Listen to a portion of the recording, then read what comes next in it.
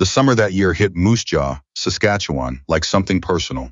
Not the dry prairie heat people talk about. Like it's nothing. This was the kind that pressed down on your shoulders and made the metal on a wrench feel like it had been sitting in a fire. The garage on Caribou Street had no air conditioning, just a box fan in the corner that pushed hot air from one side of the bay to the other, and Remy Colville worked through it the way he worked through everything. Without complaint, without ceremony, without looking up unless something gave him a reason to. He was 24 years old and already had the hands of a man in his 40s. The knuckles were scarred in a way that told a story, if you knew how to read it, not from fighting, but from metal, from edges and corners and engine blocks that don't care how careful you're being.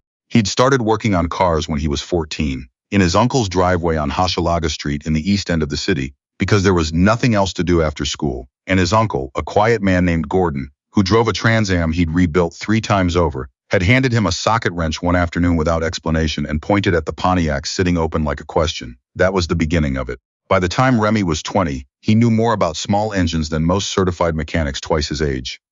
He could diagnose a rough idle by sound alone, standing 10 feet from a running vehicle with his eyes closed, just listening. He had the kind of patience that came from years of doing difficult things without anyone watching, without anyone telling him he was doing them right. The garage on Caribou wasn't his. It belonged to a man named Pat Dubois, who'd operated it for 20 years, and who was, by the summer Remy turned 24, spending most of his time at his daughter's place in Regina because his heart was giving him trouble. Pat had trusted Remy with the keys, with the accounts, with the daily schedule, not because Remy had asked for it, but because when Pat started missing days, Remy started opening the shop himself, kept the appointments, kept the books, and never once mentioned to a customer that the owner wasn't around. Pat paid him fairly for that, not generously. Pat was from a generation that believed fair and generous were 2 different things, and one of them was smarter, but fairly. Remy's rent on the small apartment above a Vietnamese restaurant on 1st Avenue Northwest was current. His truck ran well because he maintained it himself. His savings account held enough to cover 3 months of expenses if everything went sideways. That was the math of his life that summer. Enough. Just enough. He had a sister, Pauline, who was 3 years younger and studying nursing in Saskatoon. He called her on Sundays. Their mother, Irene, lived in a care home in Regina because the MS had progressed to the point where she needed daily help, and Remy drove the 2 hours every second Saturday without fail. He'd been doing it for 4 years. Nobody knew any of this about him unless they asked, and most people didn't ask. The morning of the day everything changed, Remy had been at the shop since 7.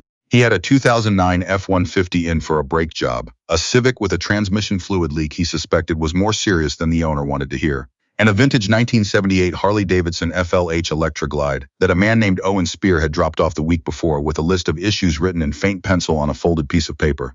The Harley was the one that interested him. He'd grown up around bikes. His uncle Gordon had ridden for years before a knee replacement forced him to stop, and some of Remy's earliest memories were of the particular sound a Harley made when it was running exactly right. A low, even rhythmic pulse that you felt more than heard, a mechanical heartbeat. He knew how to work on them. He respected them in a way that wasn't sentimental, but wasn't entirely mechanical either.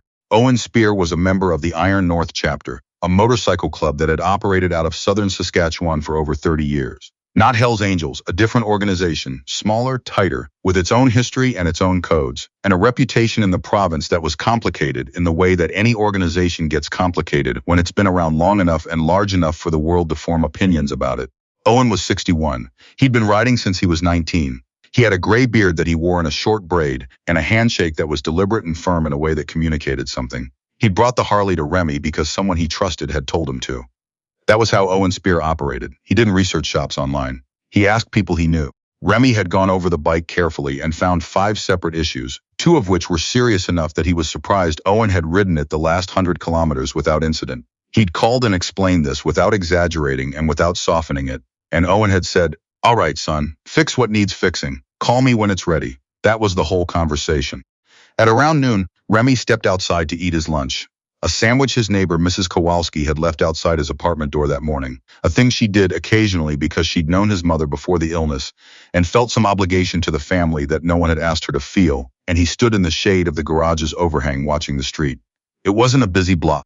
Auto parts place across the road, a pawn shop 2 doors down, a halal butcher on the corner that always had a sign in the window that said closed, back in 5 min, but had been saying that for as long as Remy had worked there. A couple of semi-trucks rumbling past every so often, shaking the windows. He was 3 bites into the sandwich when he heard the voices. The parking lot beside the pawn shop was where he saw them first. 4 of them, young, maybe 18 or 19, wearing matching dark hoodies despite the heat, which told you something. They were arranged around a fifth person, a man, older, heavyset, who Remy could see was having some kind of medical episode. Not drunk, this was different. The man's back was against the chain-link fence at the edge of the lot, and he was sliding down it slowly, one hand pressed against his chest, his face the color of old candle wax. The four young men were not helping him. One of them had his phone out, filming. One of them had grabbed the man's wallet from his vest pocket and was holding it open, flipping through it, saying something to the others that made two of them laugh. The man against the fence was too far gone to respond. His eyes were half open and not focused on anything. Remy put the sandwich down on the windowsill. Later, he would not be able to explain the internal process of what came next because there was no internal process. There was no moment of weighing options or assessing risk. There was a space of about 3 seconds in which his brain registered the situation in full. The man was in cardiac distress. His wallet had been taken. There were 4 of them and one of him. It was the middle of the day, and there was no one else on this block doing anything about it. And then he was already walking. He went directly to the one holding the wallet. He didn't run. He didn't shout. He held out his hand. "Give it back," he said. The one with the wallet looked at him. He was young enough that he still had the kind of face that couldn't decide what it was, threatening or surprised, and for a second it flickered between both. "You serious?" the young man said. "He's having a heart attack," Remy said. "Give it back and get out of here before someone calls the police." He kept his voice level. This was important. He'd learned, in the years of difficult conversations, with customers who didn't want to hear what was wrong with their car, with his mother on the hard days, with Pat Dubois when the shop finances required honesty, that a level voice was harder to argue with than a raised one. One of the others stepped forward, shoulder-checking the space between Remy and the first one. "Who are you supposed to be?" "Someone who fixes motorcycles," Remy said. "Give the wallet back." It lasted maybe 8 seconds, the whole standoff. The man with the wallet looked at the one who'd stepped forward, looked back at Remy, looked at the man, slumped against the fence, and made some calculation that Remy didn't follow but that led him to drop the wallet on the ground and take 2 steps back. The others followed his lead. There was a moment of held breath, and then they were moving, not running. They had enough pride left for that, but moving toward the far end of the parking lot and around the corner, and gone. Remy picked up the wallet and crouched beside the man against the fence. "Sir, hey, can you hear me?" The man's eyes moved. His chest was heaving. "I'm going to call an ambulance," Remy said. "You stay still." He made the call, gave the address, described the symptoms as clearly as he could. The dispatcher asked him to stay on the line, so he did, kneeling on the broken asphalt of that parking lot with his hand on the man's shoulder, talking to him quietly, telling him the paramedics were 4 minutes away, telling him to breathe slowly, telling him he was not alone. The ambulance arrived in 6 minutes. As they were loading the man onto the stretcher, Remy pressed the wallet into the paramedic's hand. "It's his," he said. "Make sure it gets back to him." One of the paramedics looked at him. "You the one who called?" "Yeah." "You stay with him the whole time?" "Yeah." She nodded, the kind of nod that carried more weight than a thanks. Then they loaded him in and the doors closed. Remy walked back across the street, picked up the rest of his sandwich, and went back to work on the F-150. He didn't think much about it the rest of that afternoon. There was work to do. He didn't think about it that evening either. He ate dinner at the restaurant downstairs. A bowl of pho that the owner, a woman named Lan who'd been running the place for 12 years, brought to him without him ordering because she knew what he usually had. He sat at the corner table by the window and watched the street get quieter as the sun went down, and he thought about the Harley and whether the problem he'd found in the primary chain tensioner was the original issue or a symptom of something upstream. He went to bed at 10. He was up again at 6:15. He didn't find out until Friday. That was 4 days after the parking lot. He found out because Owen Spear came to pick up the Harley. Remy had the bike outside on the pad, idling, when Owen pulled up in a crew cab with another man in the passenger seat. Owen stepped out and walked around the Harley twice without saying anything, listening the way a person does when they know exactly what they're listening for. Then he stood back and nodded once. "Sounds like herself again," Owen said. "Primary chain was the start of it," Remy said. "There was also a slow leak in the right fork seal, and the front brake pads were down to about 20%. I wrote it all up." He handed Owen the invoice. Owen looked at it for a moment. He looked up. "That man in the hospital," Owen said. Remy went still. "The one in the parking lot on Caribou," Owen continued. 4 days ago, that was Cliff." Remy didn't say anything. "Clifford Arsenault," Owen said. "Cliff. He's been with the chapter going on 22 years. He was heading to meet some of us for lunch when his heart did whatever it did." Owen paused. The paramedic told the ER team what happened. Told them there was someone there who stayed with him. He looked at Remy directly, described you. Shop across the road, tall, dark jacket, grease on his hands. Remy looked at the motorcycle. He didn't know what to say to this, so he didn't say anything. "I looked at the security footage from the pawn shop," Owen said. "They have a camera on the lot, showed the whole thing. The man who'd been in the passenger seat had gotten out of the truck now. He was older than Owen, heavier, with a full white beard and a cut that showed patches Remy didn't try to read. He stood to the side with his arms crossed, watching. Cliff had his phone on him, Owen said. He's stable now. He's going to need a procedure and a couple weeks of rest, but they caught it fast enough. He stopped. The doctor said 5 more minutes in that lot and the story would have been different. Remy nodded. He still didn't know what was required of him in this conversation, so he kept still and let Owen lead it. There were other people on that block, Owen said. We checked. 3 of them. None of them moved. He said this without anger, just as a fact, the way you describe weather. You came out of your shop and crossed the street and made 4 men back down, and then you stayed on the ground with Cliff until the paramedics arrived, and then you gave them his wallet and you went back to work. He looked at Remy. Cliff said you told him he wasn't alone. Remy remembered saying it. He'd almost forgotten. I meant it, Remy said. Owen was quiet for a moment. The other man hadn't moved. His name is Garrett Poirier, Owen said, nodding toward the man with the white beard. He's our president. Garrett Poirier stepped forward and extended his hand, and Remy shook it. Cliff wants to talk to you when he's out, Garrett said. His voice was the kind that had absorbed a lot of years. He said to tell you that himself. He paused. But right now I want to know something. Pat Dubois, you know him? He owns the shop, Remy said. His daughter called him this morning, Garrett said. He's not well enough to come back. She told him he needs to think about the future of this place. Remy knew this. He'd known it for a few weeks in the way you know things you aren't fully ready to know. We've used this shop for 12 years, Garrett said. Pat always treated the club fairly, never turned down a job, never talked about who he was working for. That kind of thing matters to us. It should matter to everyone, Remy said. Garrett looked at him for a moment. Then something shifted in his face. Not quite a smile, something more considered than that. You have a lawyer? He said. Remy blinked. No, you're going to need one, Garrett said. Because if you're interested in taking over this shop, we can make introductions. Not charity, alone terms you can meet secured against the business. You'd work it off like anyone works anything off, honest. He looked around the bay. Pat knows us well enough to know we do right by him in the sale. But that's between you and him and the lawyer. We're not in that conversation. Remy stood there in the heat of that morning, in the shop that was not his, but that he had kept running for someone else for 4 years without being asked. And he didn't speak immediately because he was trying to make sure he understood. Why? He said. It was the only question that seemed to matter.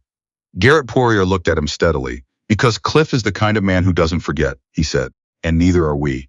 The next few weeks did not move the way Remy expected. He'd assumed, in the quiet way he assumed most things, that a conversation like that one would dissolve, that the heat of the moment and the emotion of the situation would cool into nothing, and things would go back to being the shape they'd always been. He'd been wrong before about the shape of things. Owen called on Monday. He gave Remy the name of a lawyer in Regina, a woman named Sylvie Breton who handled commercial transactions, and who Owen described as sharp without any softening. Remy called her Tuesday morning from the shop during a break between jobs. She was direct in a way he appreciated, laid out exactly what was involved in a business acquisition, what questions needed answering, what documents he'd need to gather, and at the end of the call said, I'll need to know your financial situation honestly. All of it, not the version you'd tell someone at dinner. Remy told her honestly. She was quiet for a moment. All right, she said. That's workable. He drove to Regina on the Saturday, visited his mother in the morning. Remy Colville was having a good day, which meant she was lucid and warm, and remembered to ask about the shop and about Pauline, and they sat in the garden of the care home for 2 hours, and she held his hand more than she spoke, which was a different kind of talking. He drove to Sylvie Breton's office in the afternoon, sat across the desk from a woman in her 50s with reading glasses she kept taking off and putting back on, and spent 3 hours going through every number, every account, every detail of what the business was and what it had been earning. He drove back to Moose Jaw at 9 o'clock that night. The following Thursday, Pat Dubois called him. Pat had been told by his daughter, by Garrett Poirier in a separate conversation, and by Sylvie Breton acting as an intermediary about the outline of what was being proposed. He was calling to ask Remy directly if it was something Remy actually wanted or something Remy felt pressured into. I want it, Remy said. He was sitting on the back step of the shop in the early evening, the alley behind Caribou Street empty and warm. I've wanted it for a long time. I just didn't have a way. Now you've got a way, Pat said. Yeah. Pat was quiet for a moment on the other end of the line. You know what I always liked about you, he said. No, you never asked me for anything, Pat said. In 4 years. Not a raise when you deserved one. Not more hours, not help with anything outside the shop. You just did the work and showed up every day and treated the place like it was yours. He paused. I should have offered you more. I know that. You treated me fairly, Remy said. Fair, Pat said. Turns out to be the floor, not the ceiling. They stayed on the phone another few minutes talking about practical things, the timeline, the equipment, the lease. When they hung up, Remy sat on the step a while longer, not thinking about anything specific, just listening to the city doing what cities do in early evening, the sounds layering and settling. He called Pauline in Saskatchewan. She picked up on the second ring. He told her what had happened. The parking lot, Cliff Arsenault, Owen and Garrett, the lawyer, Pat, all of it. He told it plainly, the way he told things, without drama, in the order it occurred. When he finished, she was quiet for a moment.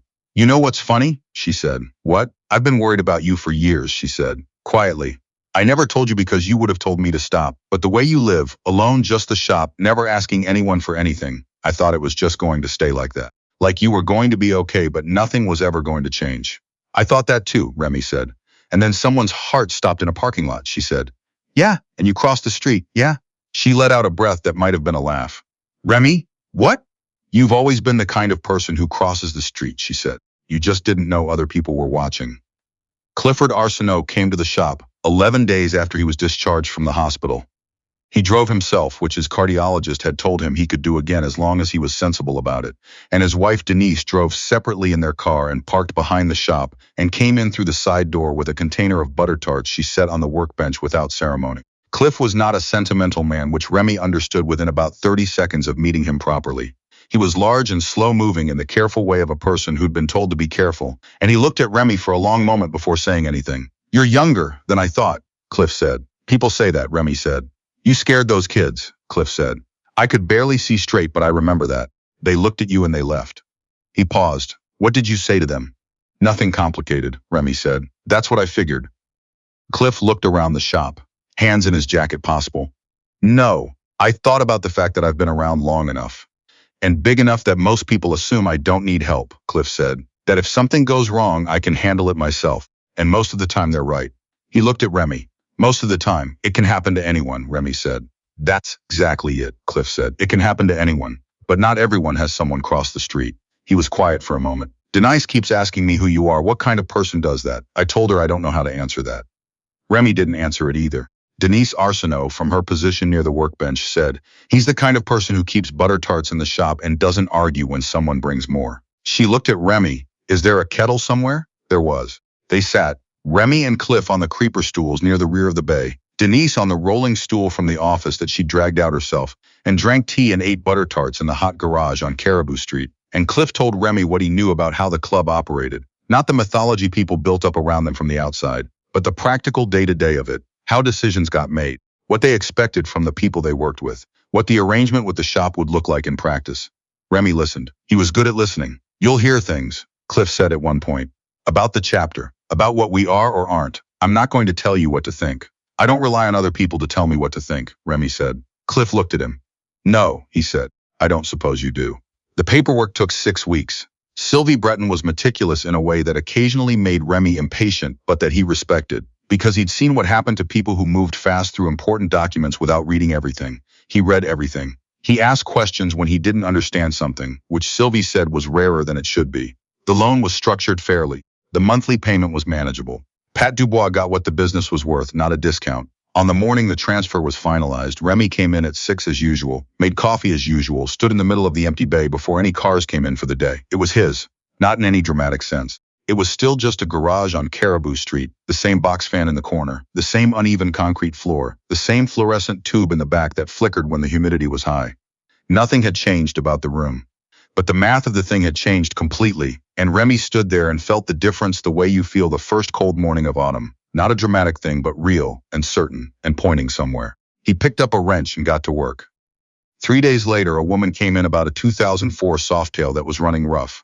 She was 26 from Weyburn, had ridden the bike up to Moose Jaw to see her cousin and noticed the problem on the highway. She stood in the bay watching Remy work and asked questions that were specific and intelligent. And after about 10 minutes of this, she said, "Where did you learn to do this?" "My uncle's driveway," Remy said. "When I was 14. Did he teach you?" Remy thought about Gordon handing him the socket wrench without explanation, pointing at the Pontiac. "He handed me a tool," Remy said. "I figured it out from there."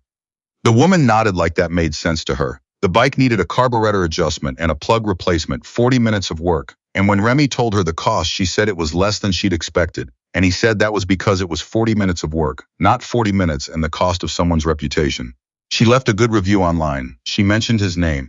Owen Spear called that same week to say that 2 other chapter members needed work done, and he'd given them the shop's number. Remy said that was fine. First come, first served like anyone else. And Owen said that was exactly the kind of answer he'd expected. Cliff Arsenault came back twice more that summer. Once to drop off his wife's car for an oil change, once just to have coffee. The second time he brought two other men from the chapter Remy hadn't met and introduced them without ceremony, and they looked around the shop the way people look at a place when they're deciding if they trust it.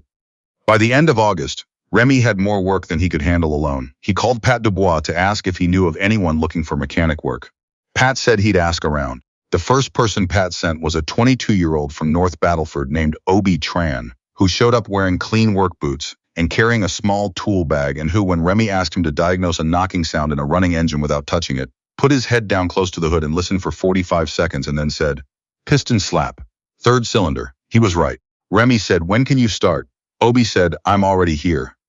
The summer wound down the way summers do in Saskatchewan. Abruptly, a week in September where the temperature dropped 15 degrees in 3 days and the morning started arriving dark.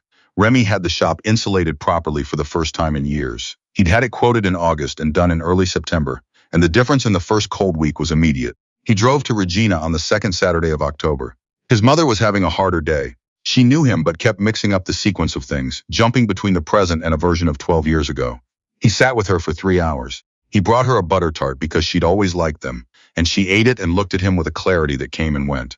And in one of the clear moments, she said, "You look different." "I got more sleep," Remy said. She studied him. "It's not sleep," she said. "It's something else." She patted his hand. "You look like someone who knows where he is." He thought about that on the drive back north. The sky was enormous the way it always was out here. The flat horizon extending in every direction, the light going gold and then pink and then fading into something that wasn't quite dark yet. That particular hour in October in the prairies where the world goes quiet and wide and feels like it's making room for whatever comes next. He drove through it. He had a 1972 Harley FX Shovelhead coming into the shop Monday morning. The owner had called from Saskatoon and described the issue in enough detail that Remy already had a sense of where to start. He was thinking about it the way he thought about all of them, methodically, without urgency, with the particular confidence of someone who had learned that most problems, looked at long enough and clearly enough, have a solution. You just have to be willing to cross the street.